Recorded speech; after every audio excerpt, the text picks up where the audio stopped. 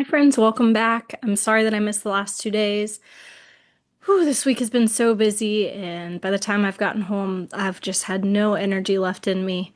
I'm struggling a little bit today as well, but I've got my peppermint tea because my tummy's a little upset here to hopefully help me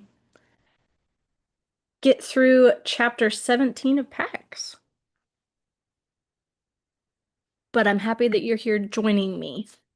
Let's go ahead and get into it. Pax watched Gray lap at the river's edge, then stumble back. For 2 days now, the foxes had rested across from the war-sick camp, but Gray had not gotten better. When the old fox reached the spicy shade of the hemlock bough, he collapsed. His eyes were hollow and glazed, and he barely flinched when Pax cleaned his neck once more. Pax found the wound even more inflamed. Stay hidden, rest. He left Gray and climbed upstream to find a place he'd discovered, where the river narrowed beside a gorge wall, and underbrush beside it was dense enough that he could move about unseen by the humans. He'd had little hunting. The area was teeming with mice and rabbits, but they scampered from Pax's clumsy attempts to catch them. Besides beetles and unripe berries, he'd been able to swipe only a few crayfish, which Gray had refused. For half an hour, Pax tried. He chased scurrying voles and hopping wrens, and once a sunning frog. But each time he sprang, his jaws snapped around only air. He grew hungrier with each failure. He wanted meat for himself and for his weakened companion. The rich smells from the camp tormented him. He leaped into water. Sorry. Oh, so sorry. He leaped into the water.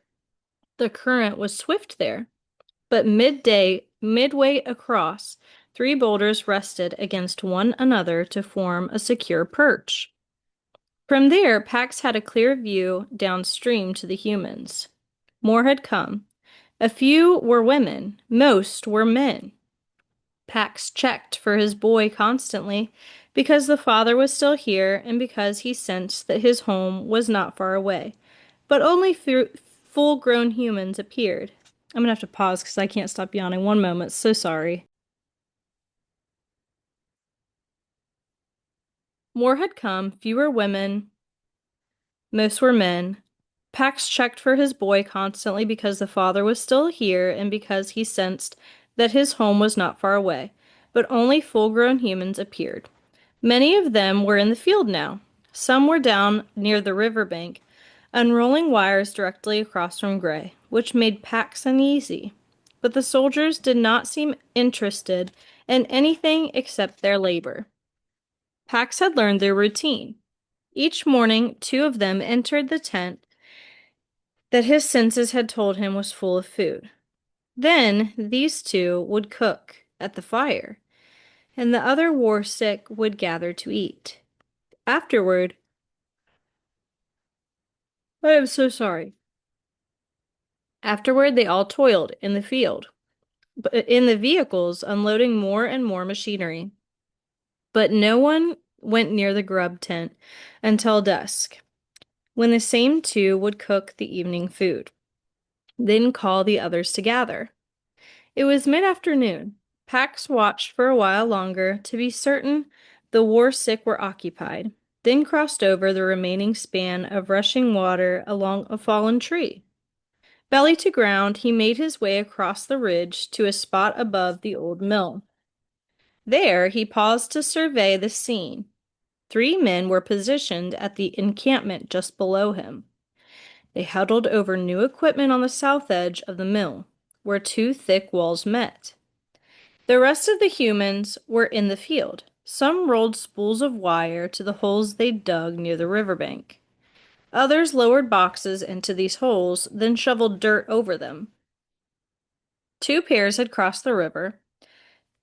They were digging holes on the far bank, some directly below the hemlock where Gray was resting.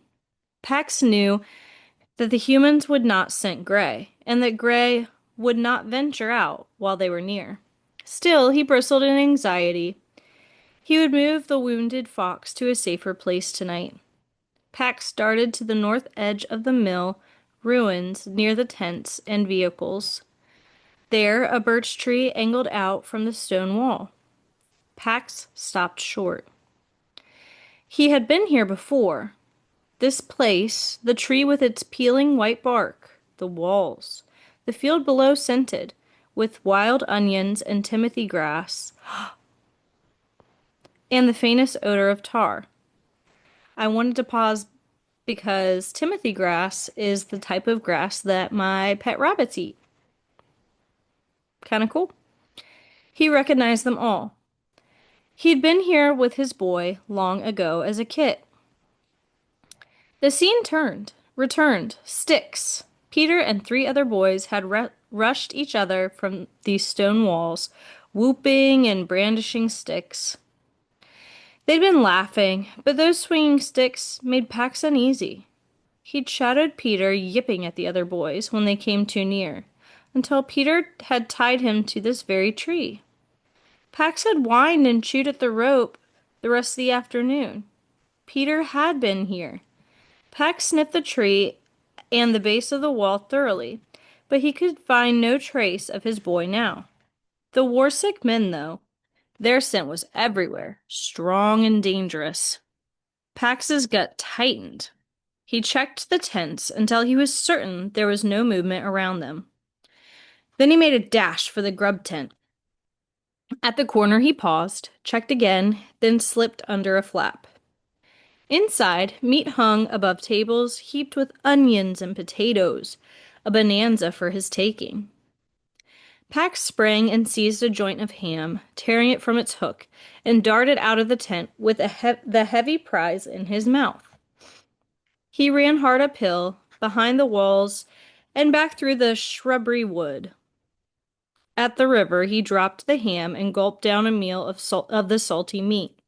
He tore the joint apart and buried two large hunks in the sandy soil at the river's edge, and then marked the caches. He picked up the remaining piece, lush with meat and fat that would nourish Gray for days, and carried it over the fallen trunk. He paused on the pile of boulders to survey the camp again. The humans had disappeared. A new odor, faint but menacing, hung in the air. Pax recognized it. When he was a yearling, the father had brought a fan to his boy's room. Pax had hated the dark electrical scent coming off of the wire between the fan and the wall. One night, when the odor was especially dangerous, Pax had chewed through the wire as if killing a snake. Pax's every instinct urged him to run from the menacing scent, but he would not leave without Gray. And just then he saw the old fox stagger out from beneath the hemlock bough, making his way back to the river. Gray tripped. Instantly, the scorched air smell sizzled up from the spot like an earth-born bolt of lightning, and at the same second, the river bank exploded. Soil and rock and river and turf blew up in a furious roar, then fell back to the cratered earth like harsh black rain. Pax dropped the ham and barked for Gray. His ears rang in a shuddering silence. The war-sick poured out from behind the walls. From their cries, Pax knew they were excited. They ran down the field, splashed across the river, and spread out over the smoking bank. After several moments of searching, they made their way back to the camp. When the last of the war-sick had returned, Pax tore down the gorge. The great hemlock bough lay across Gray's chest, cleaved from the tree. Pax nosed his friend's muddy cheek, pawed his flank. He sniffed Gray's muzzle. There was breath there, but just barely. Pax lay down, shoulder to shoulder with the old fox, pressing tight in his full company. He could offer only witness, but nothing else was asked. Linked with Gray's final memories, he heard the song of an Arctic bird instead of the human's shouts. Instead of the ashy haze that hung over him, he saw with Gray a vast blue bowl of sky. Instead of lying on gritted ground, he tumbled with Gray and his brother Kits across a snowy tundra spiked with starry blue flowers. He purred with Gray under his silver mother's rough tongue, tasted her warm milk, felt the weight of her chin resting over his newborn skull, and then peace. The old fox was still. Pax rose. He pressed his forehead into his friend's cheek. He reared back and bayed, heedless of whether the war-sick heard. And then he ran. There was no joy in the running this time, but there was relief that his body served him. He ran, and he ran, north through the dusk, north through the night. As dawn crusted, he entered the challenger's territory, and still he ran. The yellow fox charged out to face him, but he fell back from the determination of Pax's course and let him pass. Pax galloped down this cliff, tore across the valley bottom, and strained up the final long rise to the meadow. Midway, he stopped and lifted his head. 3 foxes watched him approach. They were familiar to him now.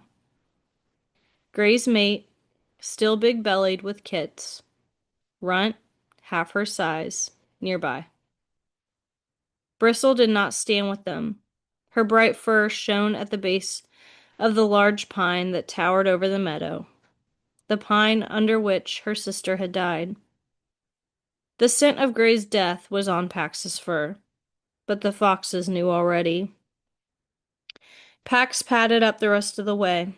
When he reached Gray's den, he lifted his head and wailed the notes of grief. 3 foxes answered in kind. Gray's mate slowly approached. She sniffed Pax's nose and then his flank. She learned of the fight, which did not kill her mate, and of the human's explosion, which did. She learned also that Pax had protected Gray, had fed him, had cleaned his wounds, for which she was grateful. And then she learned the news Gray had died trying to obtain. It is not safe for us in the South? It is not safe. Gray's mate walked away, her belly swaying. His message delivered, Pax dropped to the grass, exhausted. Runt came to claim the space beside him, and Pax was glad to allow the little fox to groom him. Bristle watched from the base of the pine above them. Pax slept fitfully through the afternoon, plagued by dreams in which his boy was tangled in smoking wires. Finally, as the moon rose in an indigo sky, he got to his feet. He breathed the scents of the foxes, linked in grief over the loss of their silver center. He was linked to them by the same grief, and he knew he would be welcomed in this valley if he chose to stay. But his dreams urged him back to the war-sick camp. As he was about to leave, he sensed Bristle tearing down the hill. He waited. "Where are you going?" Pex shared his new understanding that the exploding earth was war, and that the wires caused death. He shared his fear that his boy might come upon them if he joined his father, and his determination to protect Peter. These explosions, they would kill humans? Yes. She sprang around to face him, then leave them. Pax ignored her. He gathered himself and leaped. He hit the ground at a run. That was a sad chapter. I'm sorry I couldn't bring to it the energy that it deserved. But I definitely didn't want to go a third day without posting another chapter. So I appreciate your patience. I'm not going to be able to post a picture book read aloud today. I think I'm going to just try to focus for right now.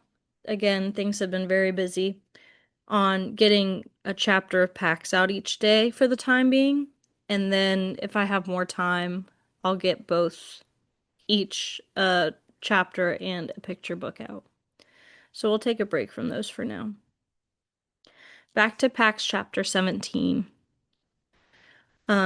Question number 1. What did Pax remember about the place where the war-sick humans were camping? Number 2. How did Gray die? And number 3. Why did Pax want to return to the war-sick humans? Thank you guys for joining me. I know this is kind of a low point in the book to be pausing, ending on for the week. But I will be back Monday with another chapter. And we're not done yet. We're halfway through, more than halfway through, but there's still some book yet. So we could have a happy ending, despite, some sad points. Um, the next chapter I was kind of looking, it is quite long. If both chapters had been a little bit shorter, I would have done 2 today. I might be able to do it in one go. I might have to break it apart into 2 parts. We'll have to wait and see. Again, thanks for your patience as I'm kind of half asleep. Again, I just wanted to make sure I got a chapter out. And that's sad about Gray. So, all right. Thank you for joining me, and I hope you have a safe day.